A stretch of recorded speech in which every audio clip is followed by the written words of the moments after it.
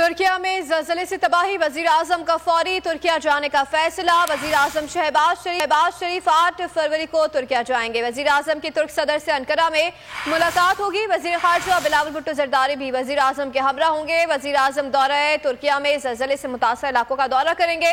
वज़ीर आज़म तुर्क अवाम से इज़हार हमदर्दी के लिए दौरा तुर्किया कर रहे हैं। वज़ीर आज़म शहबाज शरीफ की हिदायत पर इमदादी सामान लेकर खुसूसी तैयारा आज रात 10 बजे तुर्किया रवाना होगा।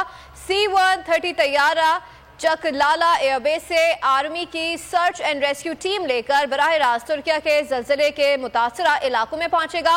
7 फरवरी की सुबह PTI की परवाज से 50 अफराद और 15 टन सामान तुर्किया रवाना होगा। अगर आपको हमारी ये वीडियो पसंद आई है तो लाइक पर क्लिक कीजिए। खूने नाहक बहुत पी चुकी ये जमीन, अब कोई दिन में ये खून उगलने को है। खत्म हो जाएगी ये तमाशागरी, वक्त पलटेगा रोजे जजा की तरह।